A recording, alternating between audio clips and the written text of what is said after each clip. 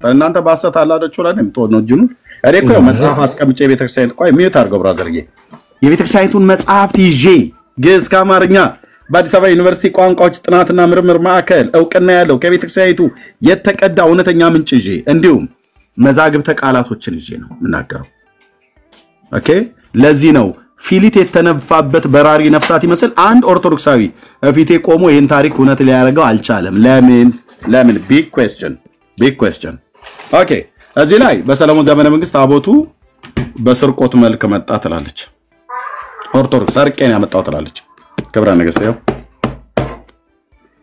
አለቃ ደስታ ተክለወልድ ደግሞ በመዝገበ ቃላታቸው ላይ የቤተክርስቲያን ሰው ናቸው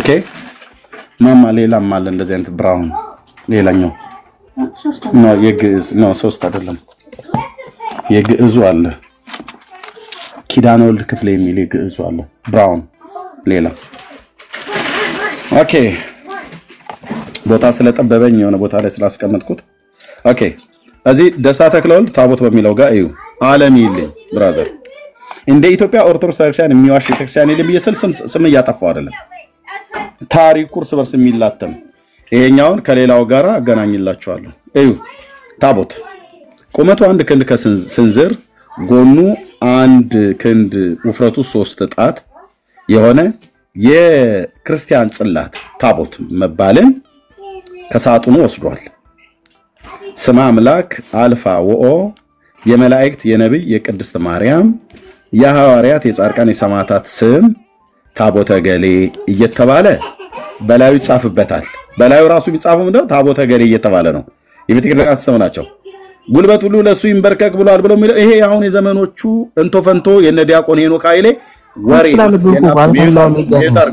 ሚዩት ካልሆነ አስወጣለሁ ሚዩት አድርገው ብራዘር ዋይ አትበል ውሸታችሁ አደባባይ እንዲሲጋለጥ ዋይ አትበል ብራዘር ስጨርስ በእውቀት ሞግተኝ ያ ቴንክ ዩ ስለዚህ ምንድነው የሚጻፍበት ላው ላይ እንኳን አልፋ ወኦ ስማ አምላክ አልፋ ወኦ የመላእክ የነብይ የቅድስት ማርያም የሐዋርያት የጻድቃን የሰማዕታት ስም ታቦተ ገሌ እየተባለ ይጻፍበታል ላው ላይ የማርያም የጻድቃን የሰማዕታት ሰማዕታቷን አርሴማ ኮንች አርሴማ ጊዮርጊስ ከሆነ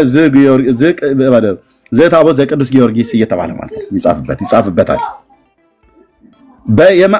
በየማዕዘኑ ጫፍ የ40 እንስሳ ስዕል ይቀረጽበታል አሳያችኋለሁ እዚህ ጋር ልክ ፒክቸሩ ላይ እንደዚህ እንደማሳያችሁ አሁን የ40 እንስሳ በኋላ ላይ ከታች ያያችሁ ታቦት አለ 40 እንስሳ አሳያችኋለሁ የሥላሴ የተባለውን ታቦት ከልብስ ውጭ ያለውን አሳያችኋለሁ በመረጃ ማለት ነው ጉግል አርጋችሁ እኔ ከዛ ፎቶ አስነስቼ አይደለም ጉግል ላይ ተቀምጧል ከነልብሱም ከልብሱም ውጭ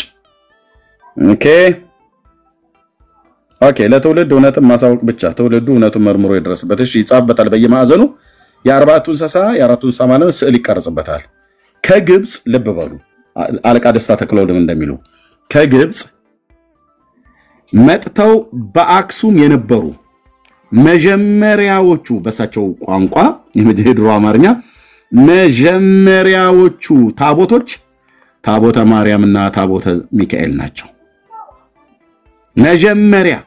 መጀመሪያ ከተባለ ቅዱስ አትናቴዎስ ከቅዱስ አትናቴዎስ እጅ ፍሬምናጦስ አቡነ ሰላማ ከሳቴ ብርሃን ባይዘዌ ፍሬምናጦስ አቡነ ሰላማ ከቅዱስ አትናቴዎስ እጅ ታቦቱን ሲቀበል ቡራኬም ሲቀበል ከንፈር ለከንፈር ተሳስመዋል ገድሉ የአቡነ ሰላማ አለ ያ አትናቴዎስ የተባለው ቅዱስ አባት ፍሬምናጦስ የተባለውን ቅዱስ አባት ኪስ አድርጎታል ስሞታል ከንፈር ለከንፈር ተሳስመዋል ከንፈር ለከንፈር ተሳስሞ ነው ቡራኬ የሰጠው ማንም ይለው ገድለ አቡነ ሰላማ ከንፈር ለከንፈር ተሳስመው ነው ቡራኬ የተቀበለው በመስቀል አይደለም የሚባርከው ከንፈሩን በመሳም ነው ማን ከንፈሩን የሳመው አትናቴዎስ እሺ ሀፍቶኛ የሚደበቅ ሰው ወዲያው ነው እናስወርደናል ተመልሰን ትመጣ ከሆነ ተመጣለ ማለት ነው ስለዚህ የመጀመሪያዎቹ ታቦት ይላል የመጀመሪያዎቹ ከተባለ ከዚህ በፊት ታቦት አልነበረም ማለት ነው አትናቴዎስ መቼ ነው የነበረው የአዲስ ኪዳን ክርስቶስ ቤተክርስቲያን ከተመሰረተችበት በኋላ ማለት ነው በክርስቶስ ቤተክርስቲያን ታሪክ ውስጥ አይ ቲንክ በ3ኛው ወይ በ4ኛው በ3ኛው መቶ ክፍለ ዘመን ላይ ኦኬ በ3ኛው መቶ ክፍለ ዘመን የነበረ ቤተክርስቲያን አባት ነው እና በ3ኛው መቶ ክፍለ ዘመን ለፍሬምናጦስ ሰጥቶት ታቦቱ መጥቶ መጀመሪያዎቹ የተቀመጡት በአክሱም ታቦተ ሚካኤልና ታቦተ ማርያም ይባላሉ አለ። ይሄንን የምትቀበለው ከሆነ ኢትዮጵያ ኦርቶዶክስ ቤተክርስቲያን ይሄ በክብረ ነገስት ላይ በሰለሞን ዘመነ መንግስት መጣ የተባለው ታሪክ ዜሮ ይሆናል ማለት ነው። አይ ይሄን ነው የምትቀበለው ብላ ምትል ከሆነ ይሄኛው ውሸት ይሆናል ማለት ነው። ሁለት እውነት የለም ማለት ነው። ሰማልኝ ህዝቤ፣ አድምጥልኝ ህዝቤ፣ ጆሮህን ብቻ ስጠኝ ህዝቤ። ለዚህ ነው አንድ ኦርቶዶክስ አገልጋዮች ካህናት ነን ብለው ያሉ መምህራን ይሄ ሁሉ ልክ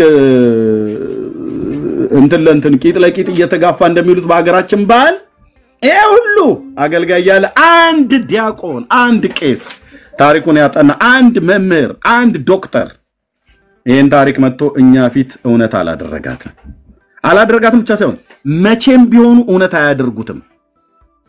ምክንያቱም በይሁዳ ነገስታት ታሪክ ሁሉ እንጠይቃቸዋለን። ሰለሞን ሳባ ተገናኝቶ ማለት ቀላል ነው። ስትመጣ ግን ሰለሞን ከየት ጀምሮ እንደነገሰ መቼ ንግስቲቱ ወደሱ ጋር እንደሄደች ለምን ያህል ጊዜ እንደቆየች በሱ ዘንድ ከስንት ዓመት በኋላ ልጅ እንደወለደች ልጁ እንዴት እንዳደገ ከስንት ዓመት በኋላ ወደ ኢየሩሳሌም እንደሄደ ያ በሆነበት ሰዓት ላይ ሰለሞን የስንት ዓመት ሆኖት ነበር? ቤተ መቅደሱ ከመሰራቱ በፊት ነበር ሄደችው ወይስ ሳይሰራ በፊት? ቁም ስቅልህን ነው ማሳየህ ማለት ነው። በምን በእውቀት ግን የደፈረ የለም። ይሄ ለኦርቶዶክሳውያን ቀይ መብራት ማለት እንዲነሳ የማይፈልጉት ታሪክ ነው። በዚህኛው አመልጣለሁ ብለህ ካልክ መዝገበ ቃላት ራሱ እንኳን እንታያለን ያለው ዘመንህን ሁሉ አንብበህ እኔም አንተም ማንጨርሰው መዝገበ ቃላት ያው ዝም ብለን ቀስ እያልን እናያለን እንጂ እሱኛ ብታመልጥ ከሳቴ ብርሃን ተሰማ ደግሞ የሚባሉ ይሄንን ያህል መጽሐፍ ጽፈዋል። ቦታ ጥቼ እንደዚህ ሆነብኝ አየህ።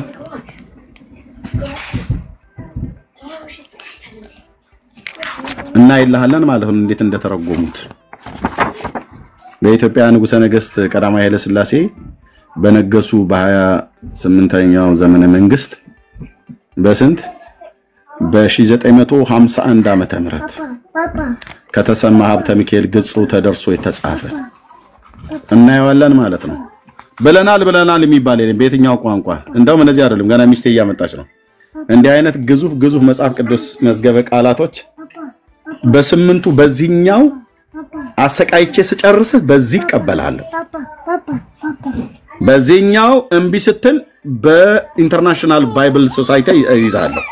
በሱም እምቢ ስትል በመጽሐፍ ቅዱስ መዝገበ ቃላት፣ በሱም እምቢ ስትል በዕብራይስጥ አይሆንልኝም ብለህ ስትል በግዕዙ ምን ነው እንደዚህ ታስጨንቀናለህ? ቢጀምስ እንዴ የውሸት ታሪክ ላይ ተመስርታችሁ ትውልዱን ይዛችሁ አንቃችሁ ትገድሉት እንዴ? ሲኦል ይግባ። ያልተፈጠረ ታሪክ ፈጥራችሁ ስታበቁ ማለት ነው። ስለዚህ የኦርቶዶክስ ተዋሕዶ ቤተክርስቲያን በግልጽ ተዋሻለች። በታሪክ ዋሽታ ተገኝታለች። ዋሽታ ተገኝታለች። በታቦቱ ጉዳይ 100% አይደለም 1000% የአብርሃም አምላክ ምስክር ነው። ዋሽታ ተገኝታለች። አልዋሸችም ብሎ የሚል ካለ በታሪክ ይሞግተን። ቴንክ ዩ ኦኬ። ሀፍቶ እንኳን ደህና መጣ።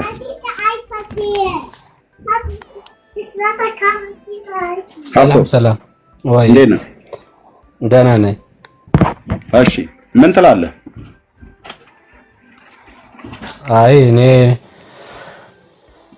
አንድ ገላትያ 4:26 አለልህ አንድ እናታችን እንዴት እንላታለን የሚለው ገላትያ 4 አውቀዋለሁ። ስለ አጋርና ስለ ሳራ የተነገረ ነው። በሰማይቷ ኢየሩሳሌም ጽዮን እናታችን እንላታለን ብሎ ያለው እሱ ሐዋርያው ያመጣሰለበት የሰማይቷ ኢየሩሳሌም ነው። እሱ እኮ አሁን እናታችን ብሎ እየጠራት ነውና አይ በቃ ጽዮንን ታዲያ የጠራት ሳራ ነው እናታችንን እኮ ያለው። ታዲያ ሳራ አይደለም ሰማይቷ ኢየሩሳሌም ተመሰለችባትን እናታችንን ብሎ የጠራበት ለምን አታነበው? እኔ የማውቀው ቃል ስለሆነ ችግር አለው ማንበብ። አንተ ጽዮን ማርያም ብለህ ያልክበትን እስቲ እናትህ መሆንን አሳየኝ። ኦይ መጽሐፍ ቅዱስ አይደለም አንብበው። ለምን ትፈራዋለህ? መጽሐፍ ቅዱስ በቃ እዚህ ድረስ ነው። አቅመታችሁ ረዳ አንተ ከስፒሮስ ጋር ስትያዝ መጽሐፍ ቅዱስ እንዴት እንደሚያስፈራ ትንቀጠቀጣለህ። በመጽሐፍ ቅዱስ በቃ ይኸውልህ መጽሐፍ ቅዱስ አወጣልህ እንዴት እንደምትቀጠቀጥ ታውቃለህ። ደግሞ እኔ ኦኬ እዚህ ላይ ዲቤት ማድረግ አዋል መጽሐፍ ካልሆነ በስተቀር እዚህ ላይ ዲቤት ማድረግ ትፈልጋለህ? የስድብ ካልሆነ በስተቀር ያና መጽሐፍ ቅዱስ ነው። ቆይ እዚህ ላይ መጽሐፍ ቅዱስ መናገር ብቃት የለም።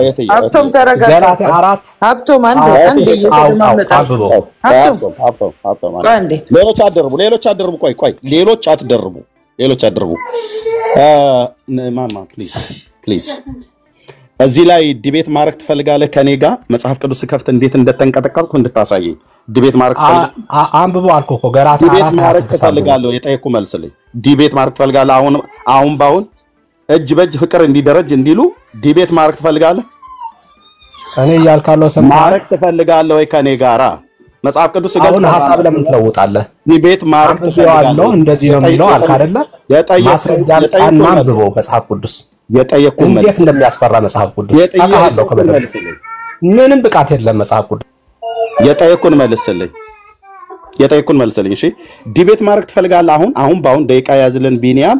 እኔ እናንተ በዚህ ታሪክ ጉዳይ መፍራቴና ለመፍራቴን ገላትያ መጽሐፍትን በኋላ በጥያቄ መጽሐፍ ቅዱስ ነው አልኩህ እኮ። አሁን ወደ ታሪክ ምናምን አትበል። ታሪክ የራሱ የሆነ አካሄድ አለው። ዲቤት ማድረግ ትፈልጋለህ? አብቶ ታሪክ የራሱ ዲቤት ማድረግ ትፈልጋለህ? መልሱ መልስልኝ። አዎ ለምንድን ነው ሚቱ የምታደርገኝ? ሚታ ታደርገኝ ወደ መጽሐፍ ቅዱስ ለጥያቄ መልስ መቻወከውና መጽሐፍ ቅዱስ ለጥያቄ መልስ ሜዳው ላይ ስንገናኝ ነው ወደ ታሪክ የምትሄደው። መጽሐፍ ወንድምዬ ሚዩት አድርግና ለጠየቁ ጥያቄ መልስ ና ወደ ባይብል ብያለሁ። ባይብልና ቃት የለህማ። በታሪኩ ጉዳይ አድምጠኝ። በታሪኩ ጉዳይ ታቦቱ እንዳለ ዲቤት ገላትያ ታወርዳለህ። ከዚህ በላይ ምንም ብቃት የለም። እንግዲህ ይኸውልሽ ይሄ ሰው ነው እንግዲህ ወንድሞቼ ዲቤት እናድርግ ብዬ ስለው ከንፈሩ ተንቀጠቀጠ። አላበው ምላሱን ውስጡ አላበው ማለት ነው። ዲቤት ማድረግ ከፈለክ አሁኑ እጅ በእጅ ፍቅር እንዲደረጅ እንዲሉ አሁኑ ነው መግባት ያለብህ። የተፈጠርክበትን ቀን እንድትመረረው አደርጋለሁ። በምን? በእውቀት እንዴት ነፍስ ከስጋህን እያላቀቅኩ ዲቤቱ ላይ ስትገባ አማርኛ ያጥረኛል ብለህ እንድትል ነበር ማድረግ። ግን አትገባም። አንተ አይደለህም። ገላትያ መጽሐፍ ምዕራፍ 4 እንዴት እንደሚተረጎም ሜዳው ላይ ስትገባ አሳየህ ነበር ማለት ነው። ያ ጳውሎስ ያን ክፍል እናታችን ብሎ ያለበት በአጋርና በሳራ ሰማይቷን ኢየሩሳሌምና ምድራይቷን ኢየሩሳሌም የመሰለበትን ዛጋ ስትገባ አሳየህ ነበር። ቅርቃር ውስጥ የሆነ ቦታ ላይ ጨምሬ እንዳትወጣ አድርጌ እግርህንም ረግጬ ማለት ነው። በእውቀት ነው የምረግጥ። ዋይ ስትል ውሃ አስጠማህ ነበር እዚህ የዓለም ሚዲያ ላይ ማለት ነው። ግን አታረጋትም። አንተ አይደለም ሌላ ምሁር ነኝ ብሎ የሚል ሰው ካለ ይምጣ። ይኸው እጅ በእጅ ሊቀ ሊቃውንት መምህር የሚባል ይግባና በቃል ኪዳኑ ታቦት ጉዳይ ከኢትዮጵያ ከእስራኤልም መጣ። ፍሬምናጦስም ከአቡነ ሰላማ ተቀብሎት መጣ። አይ እንትንም መጣ ብሎ የሚል ሰው ካለ ይምጣ። ይኸው ይምጣና ከኔ ጋር ይነጋገር። በመድኃኔዓለም ክርስቶስ ልለምናችሁ ኦርቶዶክሳውያን ይሄ ታሪክ ዛሬ ይቋጭ። ሁሌ እናገራለሁ። የኤላ ሸለቆ ይሁን ይሄ ጎልያድና ዳዊት የተጋጠሙበት ማለት ነው። እንዴት ግንባርህን እንደምልህ አውቃለሁ። በእግዚአብሔር ቃል ማለት ነው። ያለ ርህራሄ አደባባይ ላይ እንዴት እንደምዘርርህ እንደ ትንሹ ዳዊት በታሪክም በመጽሐፍ ቅዱስም እንዴት እንደምዘርርህ አውቃለሁ። ግን ሰው ጠፋ። የለም መቃጠል ብቻ ለኦርቶዶክሳውያን፣ መበሳጨት ብቻ ለኦርቶዶክሳውያን። ይሄው ታሪክ እርስ በርሱ እንዴት እንደሚጣላ እዚሁ ሳሳይህ እማዬ ድረሽልኝ ትል ነበር። እማዬ ምን ቀን ነው እዚህ ቤት ውስጥ የገባሁት? ግን በምን በጭቅጭቅ አይደለም፣ በዲቤት ፎርማል ዲቤት። እጅ የሚያወጣ ኦርቶዶክሳዊ ይምጣ። በእውቀት ገብቶ የሚረታኝ ሰው ካለ ያለ ምንም ጥርጥር 50,000 የኢትዮጵያ ብር ቀጥታ ባንክ አካውንት ውስጥ አስገባለታለሁ። 50,000 ቃሌ ነው አልኩ። ከፍያችሁ ናግባና ታሪኩን እውነት አድርገው ነው ያልኩ። ናግባና ታሪኩን እውነት አድርጉት እኔ ፊት። ከዛ ሱጪ ወባ ያዘው ሲል መስል አልፈልግም። በእውቀት ነው መዛግብተ ቃላቱ ይገለጣሉ እናያለን። ፍትሐ ነገሥት ነው ያልከው ለዚህ ጠረጴዛውን እስኪጨንቀው ድረስ ማለት ነው። በፍትሐ ነገሥት በአዲስ አበባ ዩኒቨርሲቲ መዛግብተ ቃላት ባለቃ ኪዳነ ወልድ ክፍሌ መዝገበ ቃላት እንዴት እንደምጮትብህ እውነቴን ነው የምልህ። እንዴት እንደምጮትብህ ከዚህኛው ወደዚህ ያገላበጥኩ እንዴት እንደምጮትብህ አውቃለሁ። ኤርሚዬ ወንድም የለህም ወይ ወገን የለህም ወይ ብለህ እስክትል ድረስ ማለት ነው። ይንተፋተፋል እንዴ አንድ በጠይቀው ሁለትም ማታቅ ኡቨርን ስራ ብራዘር ስራ ነው እሱ ጥሩ ነው። ስራ መስራት ንቀቴ መናቂ አይደለም እንበለው ኡቨርን ስራ። አንዳንዶችም ቲክቶክ ገፍተህ እንትን ምንድነው አንድ ቦምቦሊኖ ዶናት አንድ ቀይ አበባ በል ያላነበብከውን ያልዋልክበትን ይታመጣዋለህ። ናግባ እናትህ ከወለደችህ ይኸው ክብረ ነገሥት መጽሐፍ አለ አይደል? እንዴት እንዳነበብኩት ዓለም ይልኝ እንዴት እንደማራውጥህ ያለው ማለት ነው። ግን በምን በእውቀት ቢኒ ደቂቃ ይዝልናል። ዓለም ያያል፣ ዓለም ይሰማል። ኤርሚያስ ጉረኛ እንደሆነ መጽሐፍ ቅዱስ እንዴት እንደሚተረጉምና እንደማይተረጉም ገላትያ አይደለም የፈለከውን ቅዱሳት መጽሐፍ ትርጓሜ አምጥተህ ተርጉም ትለኛለህ። እኔም እልሃለሁ ትተረጉማለህ፣ እኔም ተረጉማለሁ። ግን አትደፍሯትም።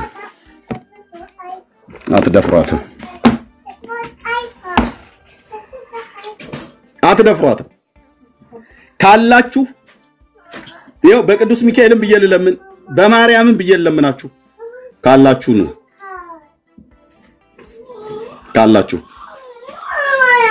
እሺ ሚኪያስ ብዙ ጊዜ ስትሳደብ ነው ማቀህ ልካል አስገባሃለሁ። ዲቤት የሚያርክ ሰው ብቻ ነው ፈልገው። ያው ልካል አስገብቻለሁ። ሚኪያስ አክሴፕት አድርገው። አሁን ሌላ ምንመን አልፈልግም። ምንመንም ከሆነ ዲቤት ከኔ ጋር የሚያርክ ማለት ነው። በምን በታቦቱ ጉዳይ ታብና ኮፒ ሊንክ ሼር አድርጉልኝ ወገኖች። በታቦቱ ጉዳይ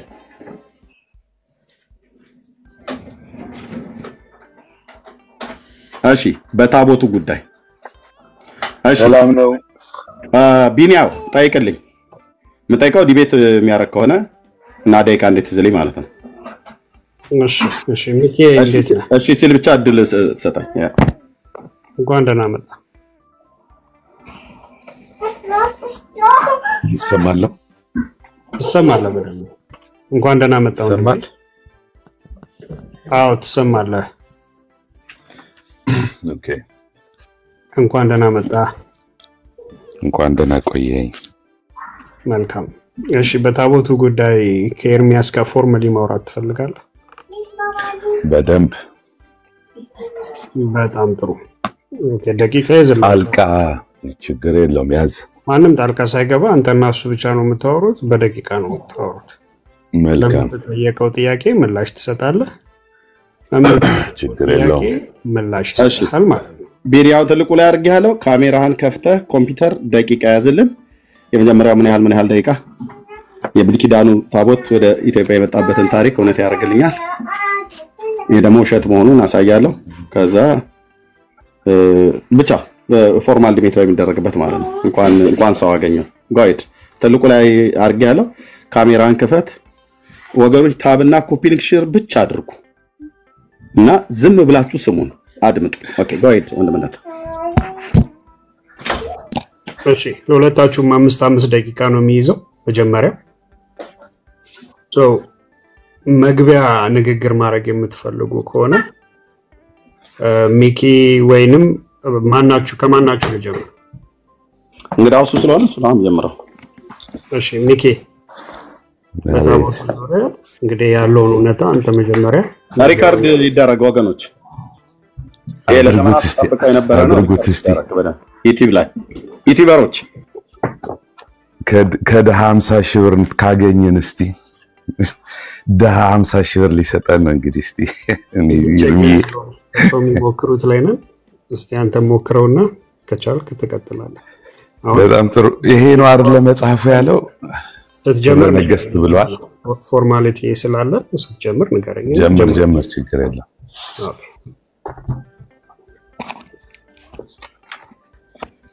ኦኬ ወንድምነት ክብረ ነገስት ያው ጭራሽ ገባ እንዴ ደግሞ መሀል ገና ጀምር ገባ።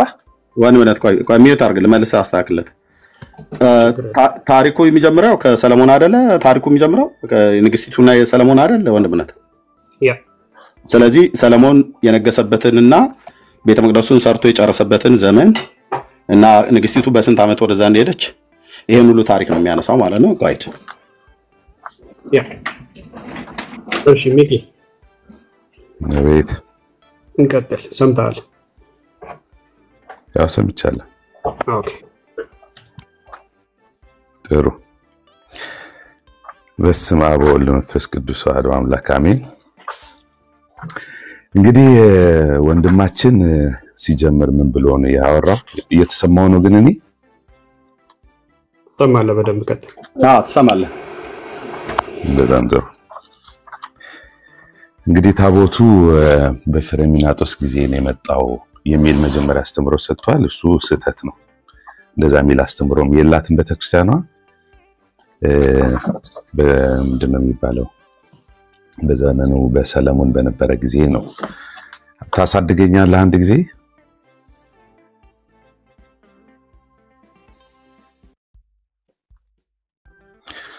ኦኬ። ይታይ እንደሆነ አላውቅም። እንግዲህ ታቦት የሚለው ወንድማችን እንደተረጎመው በፍጹም በመጽሐፉ ላይ የለም። ይሄ ታቦት የሚለው በእንደዚህ አይነት መልክ ነው የሚተረጎመው።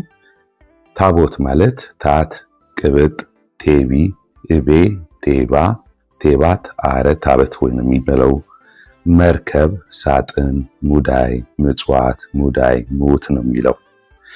ይሄ ታቦቱ ምን እንደሚመስል ማለት ነው። ከዛ ምን ይላሉ?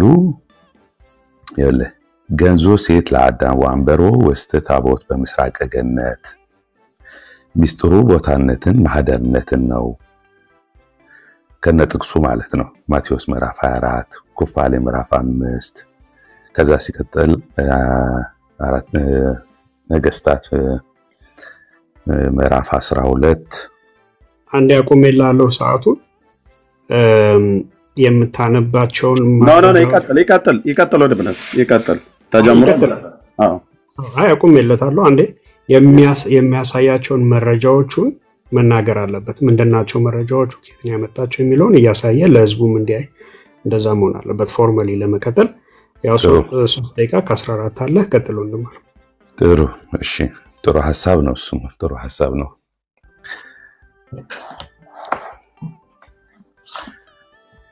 ይኸው ኪዳነ ወልድ ክፍሌ መጽሐፋቸው ገጽ 892 ታቦት ይኸው። ስለዚህ ታቦት የሚለውን ትርጓሜ ሲፈቱት እንደዚህ ነው ያስቀመጡት። ታቦተ ወይ በአሮን የሚባለው ደግሞ የቁም ሳጥን አራቱ ሰርቱ ቃላት የተጣፈባቸው የሁለት ጽላት ማህደር ነው ማለት ነው ይላሉ። ታቦት ሌላኛው መንበር ነው። ምስዋ በመንበር ላይ የሚቀመጥ ጽላት ማለት ነው። ስለዚህ እሳቸው ሲተረጉሙት 3 ጊዜ ነው ታቦቱን ያስቀመጡት። አራተኛው ታቦር እብራ ወይም የተራራ ስም ነው። ታቦር ተብሎ ነው ነው እሱ ታቦር ነው። ታቦት የሚባለው በ3 ነው የተረጎሙት ማለት ነው። ከዛ ክብረ ነገስት ላይ ነው ሐሳብ ያነሳበት። እንግዲህ አንዴ እስኪገልጣ ትሰጠኛለህ እድል።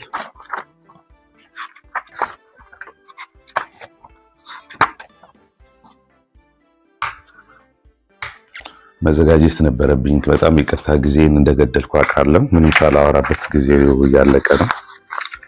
ወይ ተመልሰን በኋላ ደግሞ እድል አገኝ ይሆናል። እንግዲህ በእኔ በሰነፉ የዚህን ያህል ከተገለጸ በጣም ነው የሚገርመው። ሊቃውንቶቹ ደግሞ ሲገልጹት እንዴት እንደሚጣፍጥ። ንጉስ ሰለሞን ይኸው ንጉስ ሰለሞን ደግሞ በገጽ ይሄ ደግሞ ክብረ ነገስቱ ነው።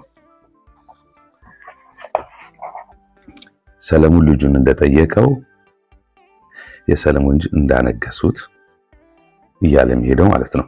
ስለ ጽዮን አሁን የትኛውን አንስቶ ቅድም እንደወቀሰ እንኳን ባይገባኝም ብቻ ስለተለው ሰለሞን አሁን እሱ ነገሰ የሚባለው በ970 ነው። የቆየው ደግሞ እስከ 931 ነው።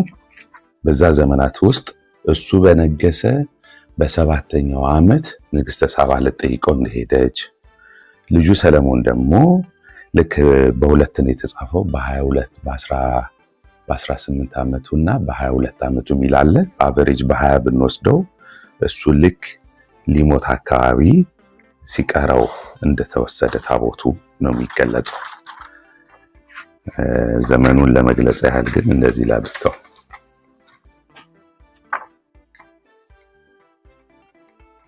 በጣም ይቅርታ ተዘጋጅቼ መግባት ነበረብኝ በደንብ ልክ እሱን በወረቀት እንዳዘጋጀው ጊዜ ላለመግደል ማለት ነው። ከዚህ በኋላ ታቦተ ጽዮኑ ወደኛ የመጣበት ዘመን ልክ 3000 ዓመት ሞላው ሲባል ከ500 ስንት ከክርስቶስ በፊት ከክርስቶስ ልደት በፊት በ900 ስንት ይሆናል ማለት ነው 940 አካባቢ ማለት ነው የሚሆነው ያለው።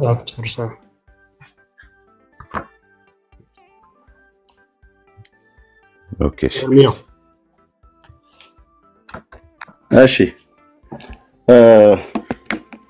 አንድ ደቂቃ አስተኝ እንብዬ እንድናገር ደቂቃው በፊት እሱ ምንድነው ደጋግሞ አልተዘጋጀሁበትም ብሎ ይላል እና እሱ ከመዝገበ ቃላት ነው የጀመረው። ከይሁዳ ነገስታት ታሪክ ሰለሞን የነገሰበትና ንግስቲቱ የተገናኘችበትን ዘመን አላወቀም። ለሱ አሁን እንደዚህ ትውልድ ፊት ምታውለት በዚሁ አሁን በጀመርከው ዕውቀት ትሞግተኛለህ ወይስ ጊዜ ሰጥቼ በሌላ ቀን አጥንተህ ተዘጋጅተህ ትመጣለህ?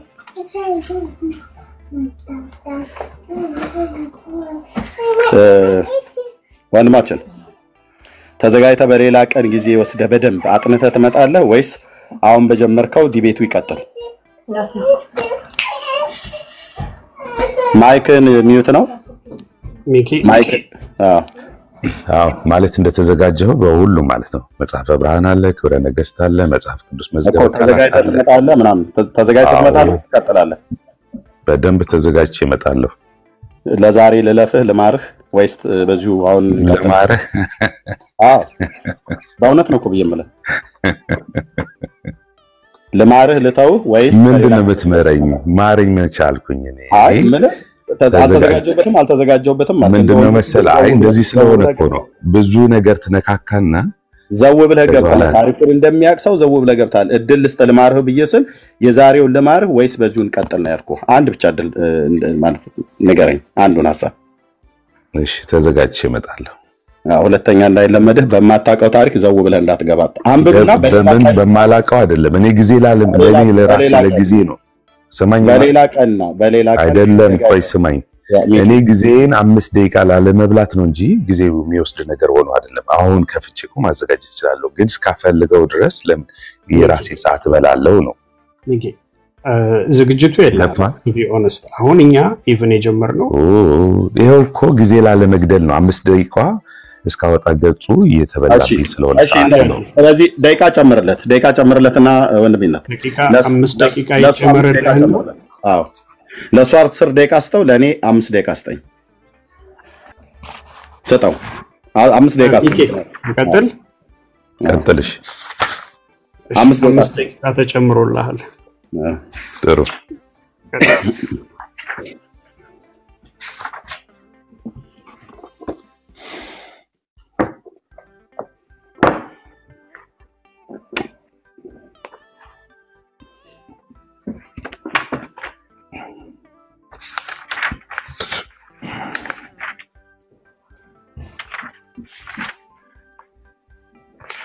አምስቱንም ደቂቃ እየበላ አይቶ በቃ ደቂቃ መያዝ ብቻ ነው። አንተ ደቂቃ መያዝ ብቻ ነው ማየት ነው።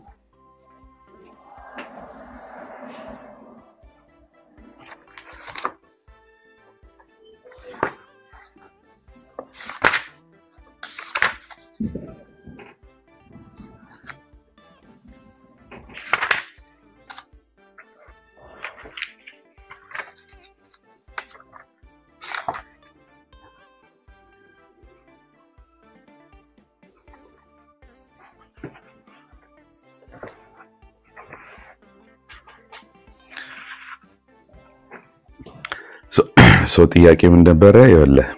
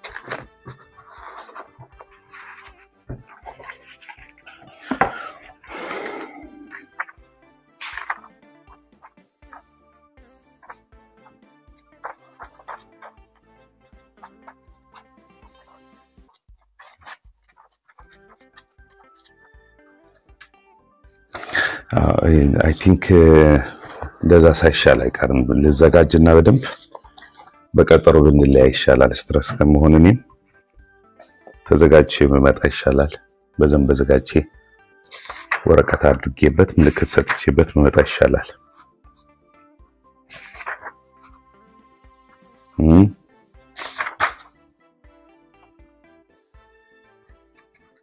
ሰማል ያለሁት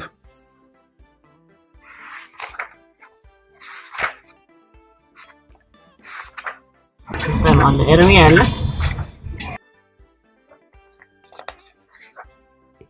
እሺ ኤርሚ አለ እንዴ አለ የት ሄዳለሁ? እየጠበቅኩ ነው።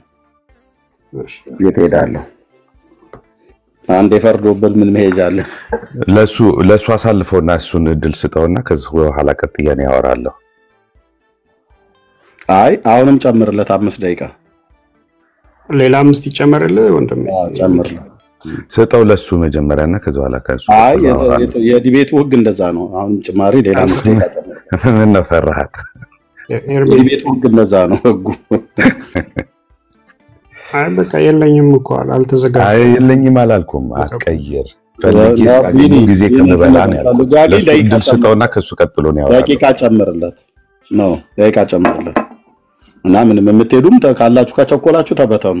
የዲቤቱ ህግ እንደዛ ስለሆነ ነው። ጨምርለት ደቂቃ።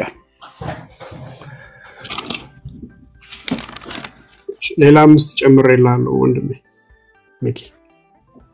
ምን ነው ድምጽ ደከመ ቢኒያ? ነገር አትፈልገኝ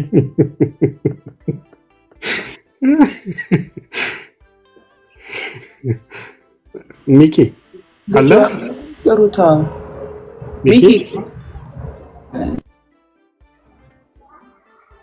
15ኛው ደቂቃ ኮራን እያደረገ ነው። ሚኪ ሚውት ነው እየተጠቀመበት እኮ ነው ጊዜውን ወስዶ።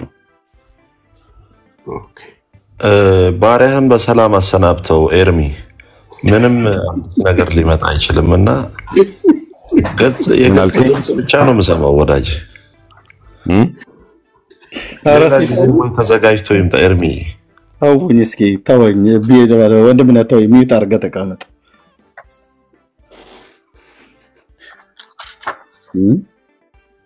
ወይ በበረሃ እየተንከራተተ ኤልሮኢ ይል ይሆናል። አይ የሆነ መጽሐፍ ሊታተም ገጹን የሚቆጥር እኮ ነው የሚመስለው። ህትመት ቤት ሊገባ ገጹን እየቆጠረ ነው ወንድሜ። የኔ ጌታ አይዞኝ።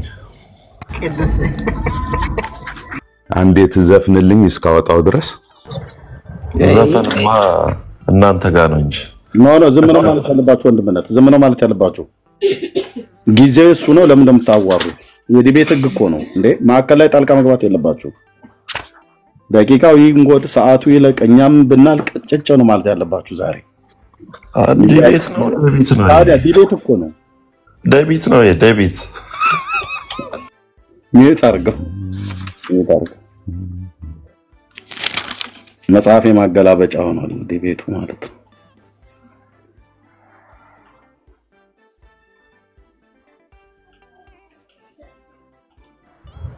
ኤርሚ መፈንደት በዘፈን ነው ገጾ የሚወጣው። ዝፈንልኝ አላለም እንደ ጠንቋይ። ቅዱስ ሞክር እስኪ። እኔ ነኝ ሞዴሬተር ማድረግ የሚታርጉ 15ኛው ደቂቃ ላይ ያልኩት ቤቱን በአግባብ እየመራሁ አይደለም ቢኒ። ጠንቋይ ሲዘፈን አዶ ከብረ ይወርዳልና ዝፈንልኝ አላለም ገጾ እንዲወጣ። እሺ ታርጉላችሁ እንዳትከፍቱ። 15ኛው ደቂቃ እየሄደ ነው። ወንድም አለም ደቂቃ የሚያስፈልገም ከሆነ ንገረንና ሳሚ ይግን ኃጢያት ነው አይደል? ለምታች ይጨመርለት 5 ደቂቃ እያለቀ ነው። ኧረ በጌታ ተው እንዴ እናንተ ለሰው አታስኑም እንዴ? ሰው ክንዱ ካለው አይ ከምር እየፈለገ ነው እና 5 ደቂቃ 7 አድርግለት ዝም ብለህ 2 አለው በቃ።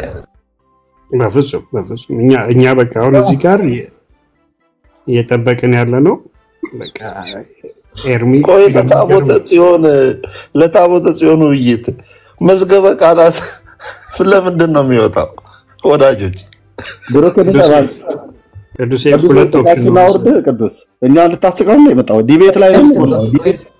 ቆይ ሰላም ቅዱስ ሁላችሁ ሚውት አድርጉልኝ እሺ። እቺ ደቂቃ ሳታልቅ ማንም ሰው እንዳያወራ። ቅዱሴ ደግሞ ስታወራ በበጋሻው ድምጽ ማታወራን ከሆነ እኔ ነኝ ማስወርድ። በሱ ድምጽ ነው ማውራት ያለበት። በሱ ድምጽ ነው የምታወራው። ግን እቺ ደቂቃዋ አንድ ገጽ አይደለም 1000 ገጽ እንኳን ብትፈልግ ታቦት ለመኖሩ ማረጋገጫ ልትሰጠኝ አትችልም። አታምታታም ስል This is Orthodox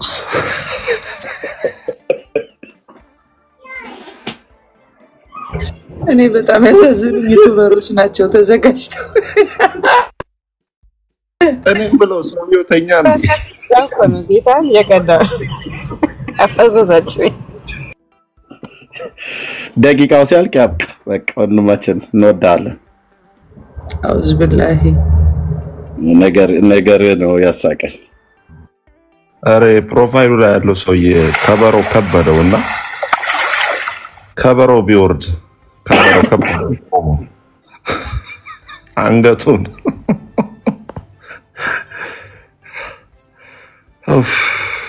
በጣም የዓመቱ ምርጥ ዲቤት ነው። ዲቤት ነው። እርሚ 50,000 ብር ብለህ ሰው እንደ ጦስ ዶሮ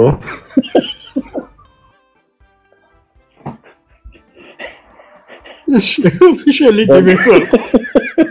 በቃ ማይሰራ ኃጢአት እግዚአብሔር ይታብላችሁ። 5 ደቂቃ ጨምራይ ነውር ነው። ቆይ ኧረ ምን ነው አንቺ ፕሪሚየር ሊግ ነው እንዴ? ገና 30 ደቂቃ ፔናልቲ እንዳትሉ በኋላ 5 ደቂቃ ብላችሁ ዳጊ መተኛ ተፈልጊም ዛሬ አረ ዛሬማ ዲቤቱ ሳያልቅ አልተኛ አለ ዳጊ የመጣ አይ ተው ይፈልግ ነዳጅ ምናምን ሊገኝ ይችላልና ተው ይፈልግ። ይሄ ዲቤት ነው ድንገት ነው። እኔ ድፍት እንዳይል ነው የፈራው።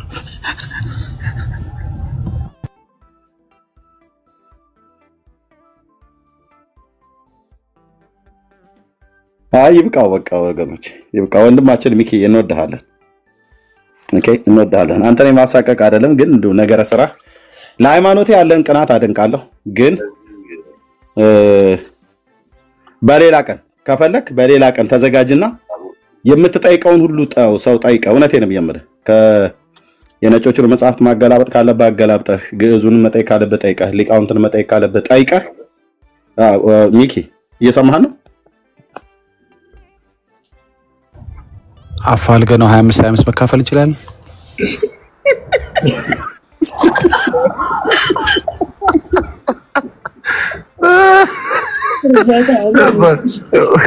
ወዳጆቼ ኮሜንት ላይ አሁን በቅንነት አታወሩም ይላል።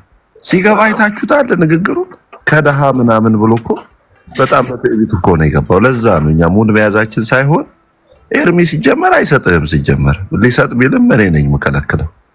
እንዲያው ለነገሩ ዝም ብሎ ግቡ ለማለት ነውና ልጁ ግን በጣም እናገራለሁ ብሎ ስለገባ እንጂ በፍጹም እኛ ማንኛውም ሰው ላይ ሙድ የሚያዝ እንትን የለንም። በቅንነት ለገባ ሰው ግን እውነትን እንዲያውቅ ወደ እውነት እንዲመጣ ሁሉንም ሰው በትህትና ነው የምናወራው። ጌታ ኢየሱስ እኮ እንዳመጣጥ ነው የሚመልሰውና እንዳመጣጡ እየመለስ ነው።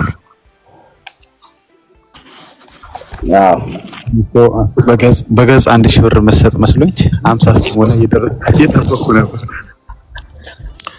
ስለዚህ ታቦት የገባበት ዘመን ልክ እሷ በ980 በእኛ ማለት ነው በግዕዙ በ980 ዓመተ ዓለም ወደ ኢየሩሳሌም እንደሄደች ሚኪ አለ አይሰማም እንዴ? አለ ኦኬ ያወራኑ ቀጥልሽ።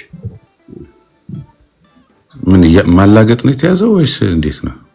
ኖ አይ ሰዓቱ የምትቀጥሉ ከሆነ ሰዓቱን ሊያዝላችሁ እንደገና ሰዓቱን ያዝለት በቀን እንዳይሆን ወይንስ እንደዚሁ ፍሪ ዲስከሽን ማድረግ ነው የፈለከው? አይ እሱ እኮ እንዴት መሰለህ ጥያቄ ለጠየቀው ታቦተ ጽዮን የምትባለው 3 ጥያቄ ነው የጠየቀው። አንዱ ታቦተ ጽዮን ይባላል ወይ ታቦት ምን ማለት ነው ታቦት እንዴት መጣ ለሚለው ነው።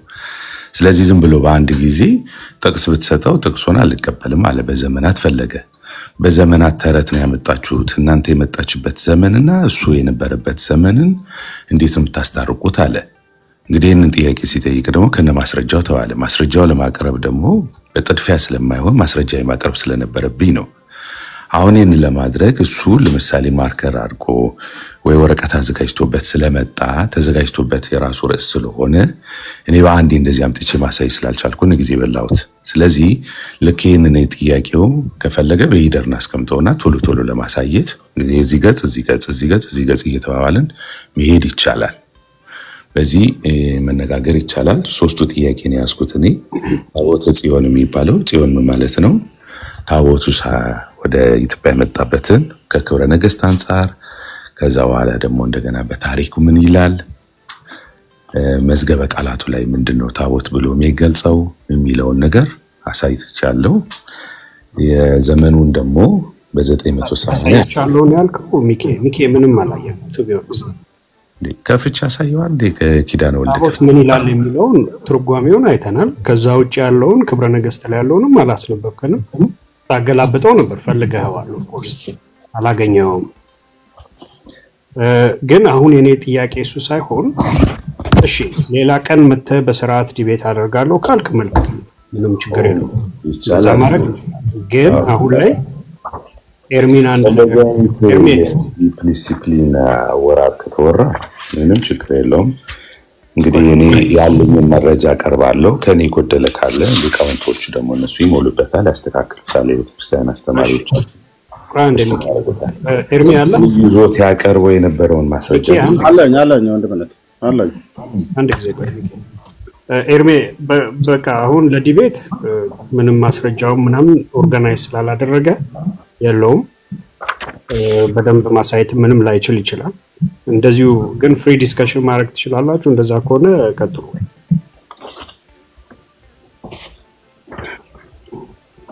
ኦኬ ስለዚህ ዲቤት ይጣጣፍ ማለት ነው። ግን በገባበት አነጋገር ኢነርጂ ብትቀጥሉ ነው። በገባበት ኢነርጂ ብትቀጥሉ ቢሆን ጥሩ ነበር። ግን ደግሞ አይተወኝ ብሎ ካለ ይሄንን አስቦ ጥንቱን ነበር እንጂ አልሞ መደቆስ ምን ያረጋል እንደሚባለው አይነት ደስተን ጥሮ ማልቀስ እንደሚባለው አይነት ነው የሆነበት። ኦኬ ያው ችግር የለም። ባልተዘጋጀህበት ላይ ዘው ብለህ መግባት አልነበረብህም። ከገባህም ደግሞ በቃ አላገኘህም በሌላ ቀን ተዘጋጅቼ እመጣለሁ ብለህ ካልክ በሌላ ቀን ተዘጋጅተና እኔ ግን ለወደፊትም የምነግርህ እንደዚህ አይነቱን የትኛውን ነገር ለኔም ላንተ ማለት የምነግርህ የትኛውም ነገር ባልተዘጋጀበት ነገር ላይ በሃይማኖት ቀናት ብቻ በለዘው ብለህ ብትገባ ምንም አንደኛ ትውልድንም የሚሰማንም ትውልድ አታተርፍም። የምትገልጠው እውነት የለም ማለት ነው። ለአንተም ራሱ ግራ የተጋባበትን ነገር ነው ለህዝቡ ግራ የምታጋባው ማለት ነው። ምክንያቱም ዝግጅት ስለሌለ እና ይሄን ነው የምታውልህ። እንደው እዚህ ውስጥ ግን 1600 ሰው ስላለ ሌላ የኦርቶዶክስ አገልጋይ ነኝ ብሎ የሚል በደንብ ታሪክ አውቃለሁ። የታቦቱን አመጣጥ በደንብ ሰንጄ ለሞገት እችላለሁ ብሎ የሚል ሰው ካለ ይምጣና በብሉይ ኪዳንም በአዲስ ኪዳንም ታቦት በሁለቱም ማለት ነው። በብሉይ ኪዳንም በአዲስ ኪዳንም ታቦት በሁለቱም ከኔ ጋር ለክርክር ሳይሆን ለመወያየት የሚፈልግ ሰው ካለ እሺ ና ወይ ጊዜ እሺ። ስለዚህ ሚኪ ሚዩት አድርገው እዚሁ ጠብቀን ሌላ ኦርቶዶክሳዊ ኢንቫይት እያደረኩ ነው። እሺ ለምን ወረድክ? ወይ ጊዜ እሺ። ሌላ አለ ሌላ ኦርቶዶክሳዊ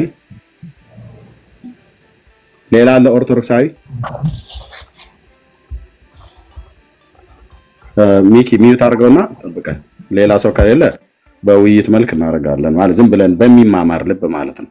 እውነትን የምትፈልግ ከሆነ በሚማማር ልብ እናደርጋለን። ሌላ ሰው አለ?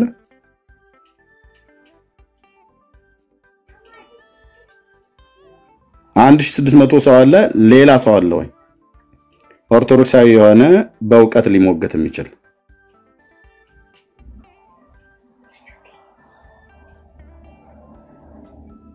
እሺ አሌክስ፣ እሺ ያው ልኬልሃለሁ። አንድ ቁጥር ጽፈሃል።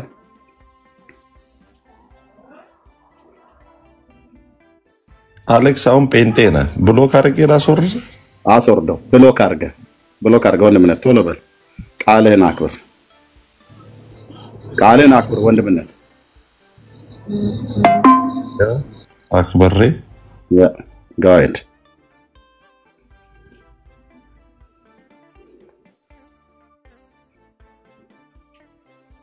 እሺ ሚጡ